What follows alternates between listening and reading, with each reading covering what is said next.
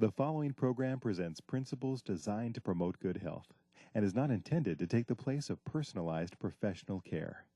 The opinions and ideas expressed are those of the speaker. Viewers are encouraged to draw their own conclusions about the information presented.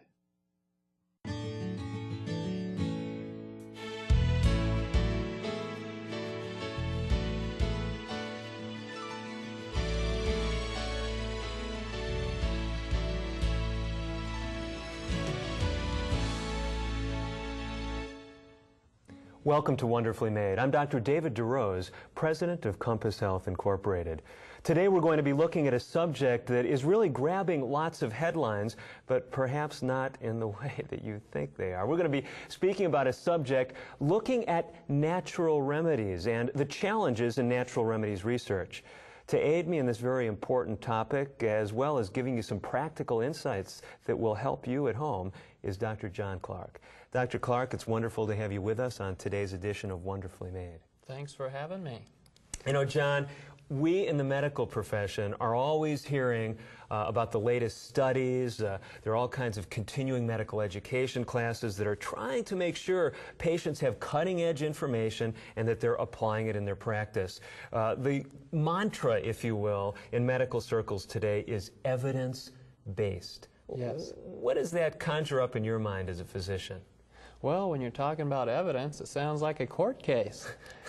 And in fact, that's where it ends up a lot of times, is are you following exactly what the letter of the medical literature says? Now, this is a fascinating topic.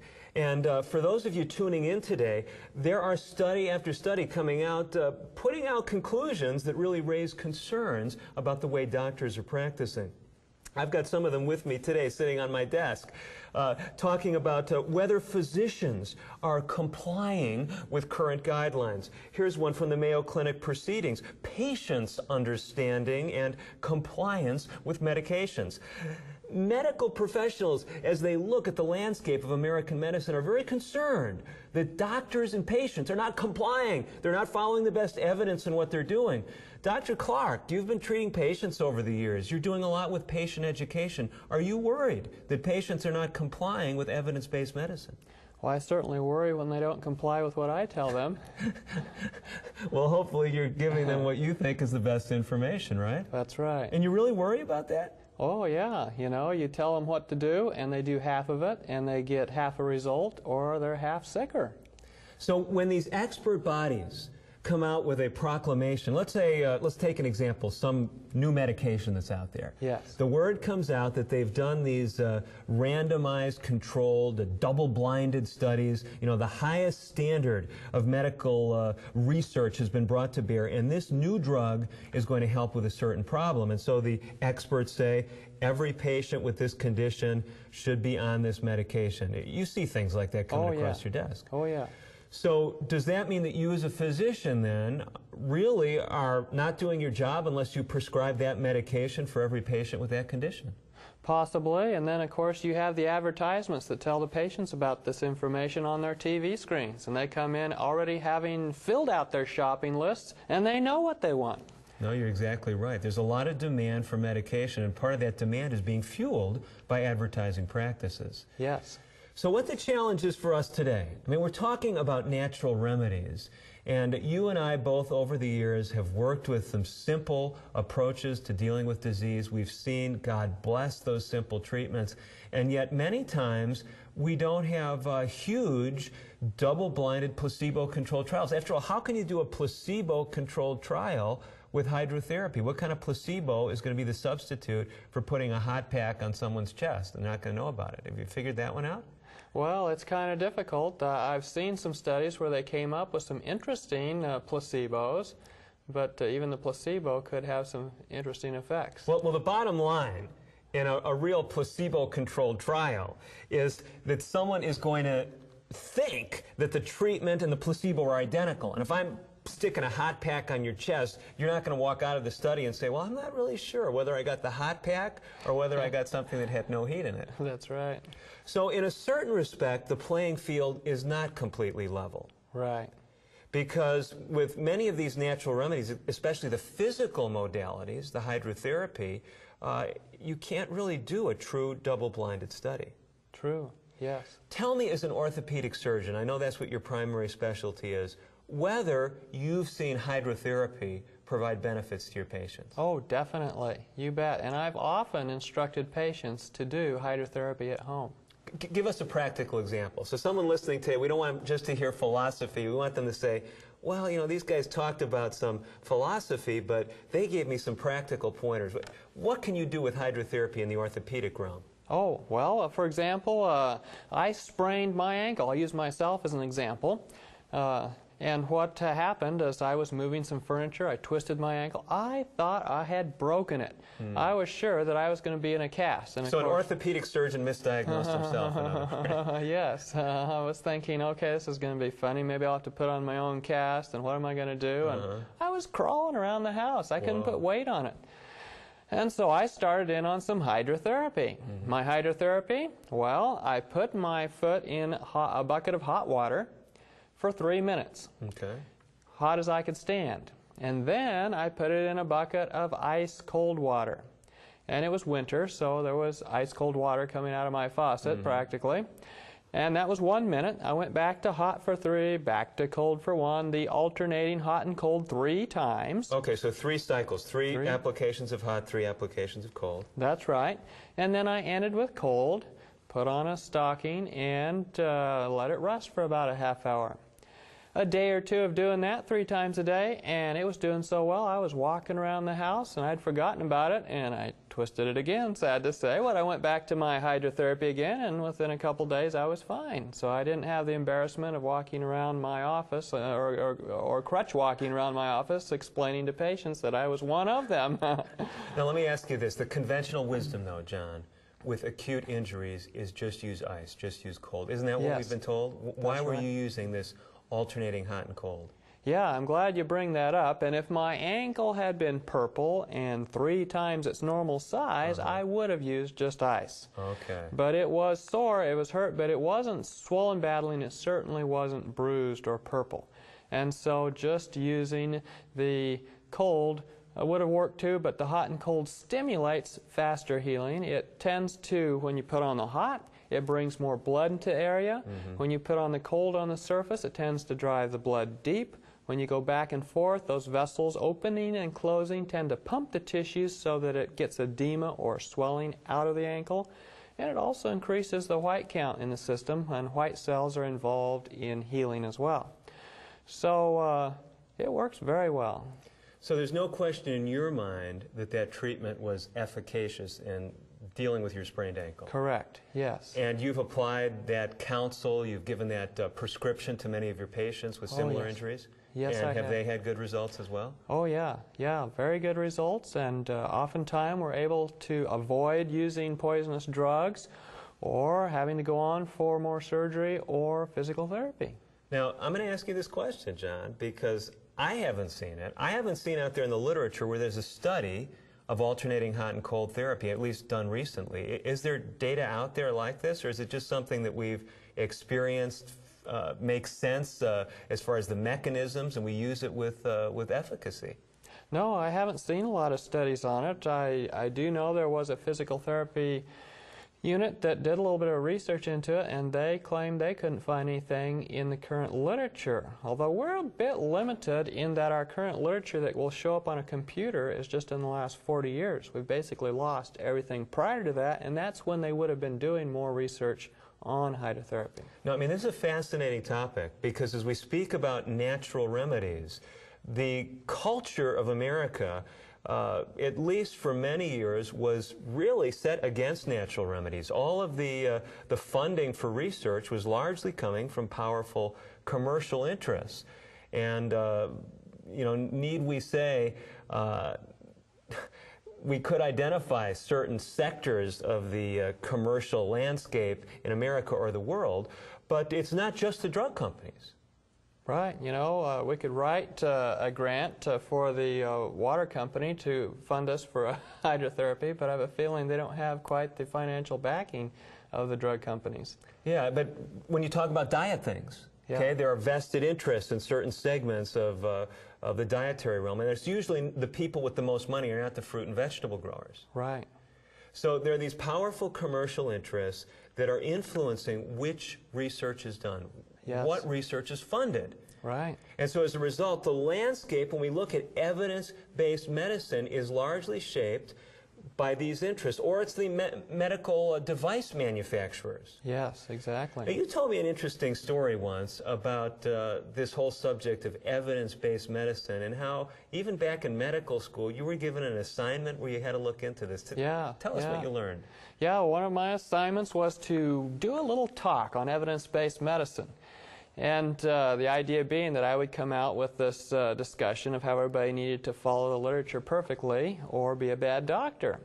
So I went and looked into the biostatistics behind evidence-based medicine. And there was a group who had gone through the literature, looked at something like 14,000 articles, and discovered that 40% of them didn't know what they were doing on biostatistics. So these were statisticians that were looking over the shoulders of the medical researchers. That's presumably. right. Yes, statisticians out of Boston. And so the evidence was against the evidence-based medicine. What's more, they discovered that if a research group had negative results, the results didn't necessarily support their hypothesis. Even though those results, if published, would help guide medicine, they never published it.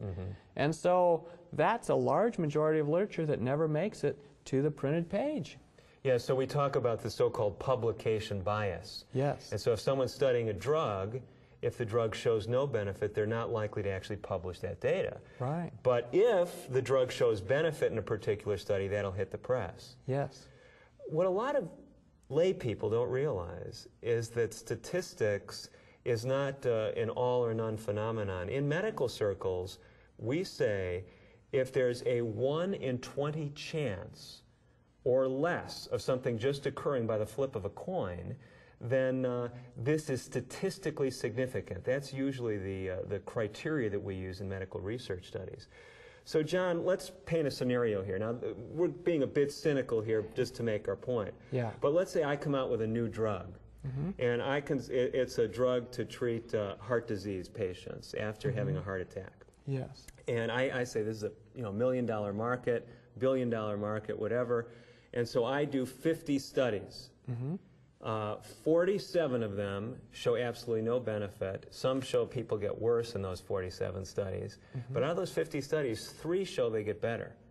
Now, if you use the standard rules of statistics, you would say, well, this doesn't look like anything. It's just by luck of the draw. But if I just publish those 3 studies, Yeah. it looks like there was an impressive finding. Yeah. Now, does that, I mean, again, this is really making something ridiculously extreme, but does things like this happen in the drug research literature? Oh, yeah, you bet. Or, worse yet, they'll hire a university to produce good research, and they will set the parameters they're looking for as being specific to their drug, but they aren't parameters that anybody else would really be interested in. And then they'll find statistical significance on those parameters, which really don't tell you that the drug's going to help people. Now, we don't want anyone tuning in today to think that we're saying there's never a place for medication, we would never recommend surgery. That's not the message that we're trying to give today. But the point that we're trying to communicate is many doctors today are being educated that there has to be solid evidence, huge studies, before we should use any approach as far as treatment. And what we're saying is once you take this step, you start excluding many of the most promising strategies that haven't undergone this, quote, rigorous approach, because it often takes millions or billions of dollars to research some of these things. So Dr. Clark, how can we intelligently then, in this framework, use natural therapies? I mean, people aren't out there necessarily studying these things in the detail that they are the latest drug or surgery. Yeah, you know, that's a challenge for somebody. And one of the things about natural remedies is that it's gotten bogged down in a lot of commercialism also. And somebody was asking me the other day about this author and that book and that television show, and how would they know? And one of the things I told them was, well, if their research is trying to support their product they have for sale, you might want to look for somebody that researched it and had no bias or interest. No, this is a very, very important concept. Much of what's being purported as far as good natural remedies research is just as blatantly commercial, or even more so, than what we're seeing coming out in the medical literature. Yes. And we don't want to give the impression that anything out there in the medical literature is skewed, that you can't depend on any of the studies. But what we're saying is it's not as cut and dried as sometimes doctors want to make it out to be. Even when a good study is done, you always have to ask, who was the group that was being studied? You know, Dr. Clark, let's say a study comes out saying that physicians who take acetaminophen, you know, Tylenol or some other anti-inflammatory drug, they take it every day, they live 10 years longer. Let's say it's a good study, and this population of physicians that was studied, you're a physician, right? Yes. So you being a physician, you see this data come out, you're going to immediately start taking Tylenol every day, right? Well, actually, I would not. Now, why is that? I mean, if the data is good, if it's good, clean science, why would you not do that? I would question the data. Recently, there's been a number of articles coming out to show that drinking helps heart disease. Well, actually, you know, the bombs that hit Hiroshima helped heart disease. People died of something else. And sometimes you have to look and see if this research, you know, showing that people lived longer, they probably fed the acetaminophen or Tylenol to people they already suspected would live longer. You know, there's always a bias there to how they set up the study. Okay. Well, you know, you've touched on a number of things here. I think we got to be very careful with some of our analogies, and I'm glad you're holding me to task on this show as well as I am in your case. But you made this association with moderate drinking. And I'll tell you my understanding of the literature, and you tell me if I'm seeing it the same way. I probably would not use the illustration with people dying from other causes because I haven't seen that data in the moderate drinking literature. But what I have seen is this, give you an excellent case, and you may be aware of this, and that is the Oxford Vegetarian Study. When they looked at people on a healthy lifestyle, healthy diet, they looked at their moderate alcohol consumption. They found it did not do them a whit of good as far as decreasing their risk of heart disease. So I believe there are healthy compounds in alcoholic beverages. They were in the plants to begin with. So someone who is deficient on phytochemicals, you know, drinking some wine may give them some benefit as far as their heart. I don't have a problem saying that. But I would also say that there are lots of problems we know connected with alcohol use, and I would say you're much better off eating the whole fruits and vegetables that the Lord provided. I mean, that's my take on that subject. And since you mentioned it, I'm kind of curious. I mean, how do you stand when it comes to moderate drinking? You know, the moderate drinker is a fairly rare person, actually. They're different. The moderate drinker who has the self-control, perhaps, to stop at 1 or 2 drinks is often more highly educated. They have other health benefits from exercise and other lifestyle issues that help them. And so there's actually sort of a J curve. You know, low-income people who drink a little bit or none also have poor lifestyle problems, and so they start out as almost the placebo group that are not that healthy. And then you have the moderate drinkers who are a little bit more healthy just because of their lifestyles. And then you have the drunks that get sick from everything are at the other end of the curve. And so they pick on this middle group of people who are moderate drinkers whose lifestyle would predict that they would be healthier anyway. And so it's often not a good group to compare to. So I don't believe the studies that, you know, and if you took the alcohol away from the bioflavonoids and the, you know, things that are in the grape to begin with, you wouldn't find a benefit. You know, it's interesting. You're really speaking about a subject that in statistics we call confounding. And that means there's often factors that the researchers could not take into account or did not take into account that actually explain the results. And you're exactly right, Dr. Clark. I know in some of the alcohol literature, this is actually what's found, that they actually look back at some of these studies and they say, no, it wasn't the moderate drinking, it was being more educated, it was other things that likely were not measured that we know that correlate with better health. Yeah. So, I mean, this is a fascinating issue, and you know, maybe some of the folks tuning in today are not catching the significance of this, but whenever there's something out there in the media, if you're hearing things coming across the television waves, you're reading about them, you're listening to them on the radio, who are more likely to follow those things? It's the educated people. And so if there's this perception, right, Dr. Clark, in society that milk is good for you, who do you think is drinking more milk? Yeah, the educated readers. That's right. Yeah. How was it before we had all the data about hormone replacement therapy and being harmful in many ways? Which women were more likely to take estrogen and progesterone after menopause? Oh, doctors' wives. That's right. Doctors' wives, educated women, women who are living healthy in many other respects. Yeah. So what happens in that scenario? When they study these women, they have much better health. They look, those taking estrogen and progesterone, they're getting all these benefits. Less Alzheimer's, less heart disease risk, less cancer. Well, maybe we wouldn't go that far. But the point was, there was all this exciting data coming out, and then when they did the definitive research, what did they find? They found out that they had to stop the studies. The people in the treatment group getting the hormone replacement were having so much cancer, they felt it was unethical to continue the studies. You know, it's amazing what happens when we just look at data without having any other filter beside the medical community. I was fascinated, Dr. Clark, by something you shared with me once, and I know you're prepared to share it here. You told me there was a guiding statement that you read once, and that you've read many times since, no doubt, that really focused your mind on leveling the playing field, not being just dependent on the secular researchers and commercial interests, but share with our viewers today this statement that is so significant for you. Thank you, I sure will. And I'll just read here, the only hope of better things is in the education of the people in right principles. Let physicians teach the people that restorative power is not in drugs, but in nature. Disease is an effort of nature to free the system from conditions that result from a violation of the laws of health. In the case of sickness, the cause should be ascertained, unhealthful conditions should be changed, wrong habits corrected.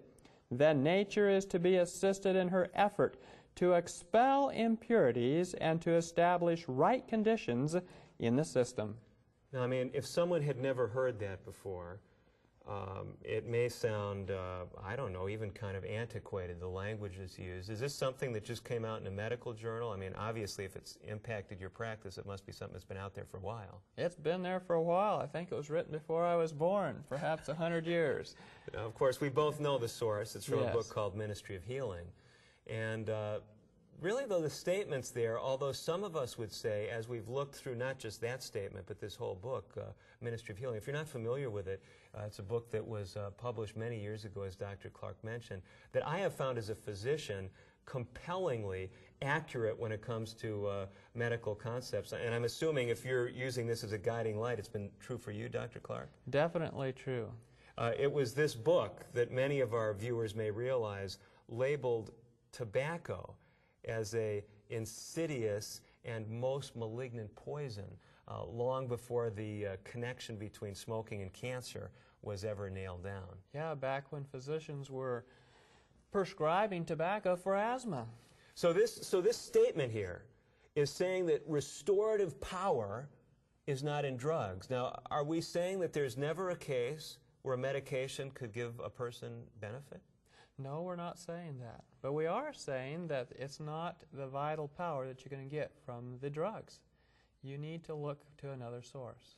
Okay, so basically a drug could be used in a context where that drug has physiologic effects that actually help a person. We're in agreement in that? And oftentimes we find herbs are the source of drugs. Okay. And we all tend to think of herbs as being very helpful, although there's some poisonous herbs. Okay. So there are drugs out there that can give benefit, and yet you're saying that you believe this concept that restorative power is not in drugs. I mean, how do you explain that? If I take an antibiotic and I've got a strep throat and the strep throat goes away, I mean, most people would say, well, that drug has restorative power. It restored me from a condition of strep throat to a condition of no strep throat.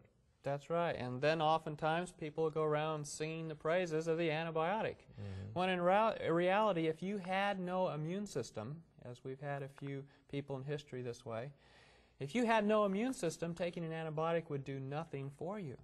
Okay. The antibiotic merely weakens cells, hopefully mostly the bacterial cells, but it weakens the cells so your body can attack that cell and kill it.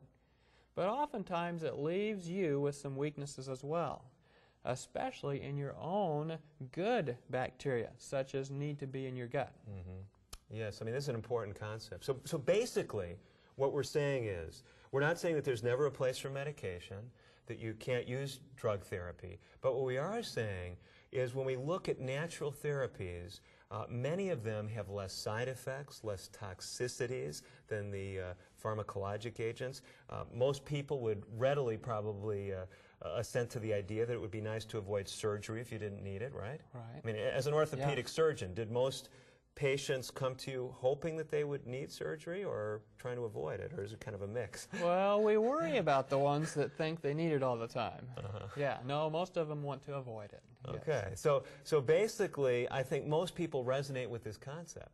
And so when these studies come out that we looked at the beginning, problems with patient compliance, problems with doctors' compliance, what the issue is doctors, I think, many of us are saying, well, I'm not sure that I want to give every single patient this drug, even though it helps certain people with this condition. Do you think that's part of the dynamic that's going on, or you think us as physicians, we just don't know the literature out there? No, I think you're right, and I think that's part of the dynamic. One other thing, I was just thinking about your strep throat there. The patient that always takes the antibiotic to cure the strep throat will eventually have to have the antibiotic to cure the strep throat, whereas initially they might have been able to treat it without the antibiotic. Because you're saying their flora, their natural good germs are so disrupted? Is that the implication? Yes, and because their immune system is weakened by the antibiotic. So they're not making antibodies against invaders because they're letting the antibiotics do the dirty work? Is that what you're saying is going on? Yes. Okay. So it's not always bad to fight off an infection. Right. If your body can fight off the infection itself with hydrotherapy, with natural remedies, with charcoal and so forth, then the next time the bug comes around, it has a memory. It has learned how to fight that antibiotic, and it will be Fight the germ. Fight the germ, sorry, yes, fight the germ, and it'll be more prepared to do it the next time. So basically what we're saying is one way to kind of level the field when it comes to research is actually recognizing that we may need to take a different approach, a different look at scientific research. We do want to keep close to what is sound science. We do want to be aware of what's being published in the medical literature, but we want to recognize that many physicians, as well as many patients, are having second thoughts about just willy-nilly applying the, quote, latest research when it points us to more surgery or more drug medications. I think it's well to remember that God gave us a program of lifestyle. As we study the Scriptures, He does not just tell us that He loves us. He does not just tell us that we have a Savior in Jesus. But many times we read there that God gives us moral imperatives. He calls us to live in a certain way. Read Paul's letters. After assuring his listeners, his audience, if you will, that what he's talking about is the wonderful grace of God, free salvation in Christ, he says, then go do this. As you learn simple natural things, put them into practice, and God will bless.